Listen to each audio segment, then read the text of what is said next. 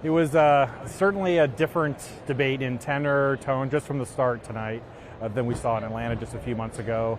There was so much expectations coming to this as the race had narrowed in the last few days. First debate for Kamala Harris, where seasoned Donald Trump has had 7 contrasting styles and backgrounds and kind of philosophies in the debate. So it was a real clash of differences between the two.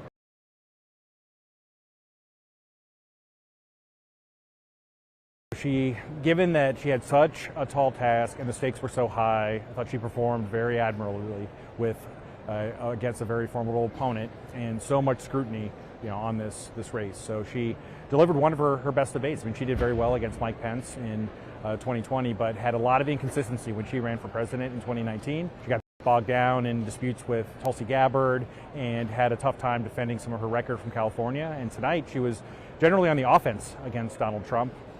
Touting her experience as vice president, having a clear vision for where she wanted to lead the country, and was just from the opening moments of the debate really going toe-to-toe, showing that she had the presidential gravitas that's required for such a position, and I thought she accorded herself pretty well.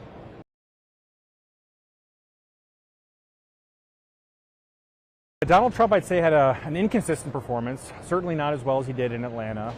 He knocked out the sitting president and not having him seek re-election, so it was a high bar for him to achieve such success. Throughout the night, you could tell that he missed Joe Biden from the race and he preferred to run against him. It really maybe brought up his name even more than he did his opponent on the stage, Kamala Harris.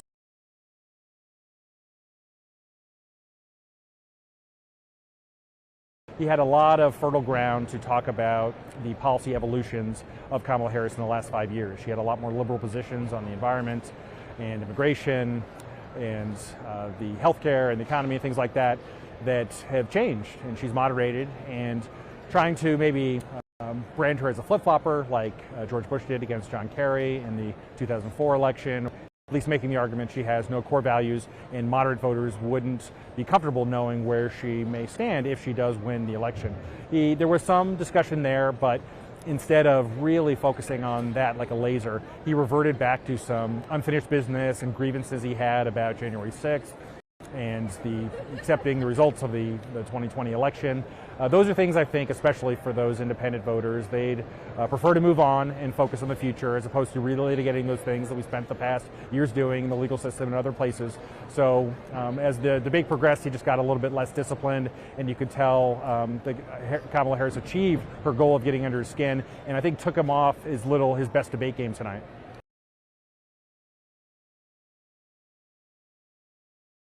I mean, the handshake at the beginning. We haven't had a presidential handshake since in 2016, the first Hillary Clinton debate. And so that was a start to the debate that was very unexpected. And I think showed kind of a powerful move by Kamala Harris, not just shaking hands, but introducing herself as their names. They hadn't met previously maybe or been in the same room. Trump famously skipped the inauguration in 2020 because of the dispute over the election. So, that was very surprising. I thought that Harris really prosecuted the case on foreign policy and talked about both her strength as being sitting vice president, some of the relationships she had with foreign leaders, the travel that she's engaged in, but then also being aggressive in saying that Trump is using dictators and kind of prefers them, more comfortable with them as opposed to democracy, really harping on that theme very strongly. And then was surprised when, for an endorsement, Trump name-checked Viktor Orban as someone that thinks that he's been effective, and so that kind of fed into that narrative that she was making.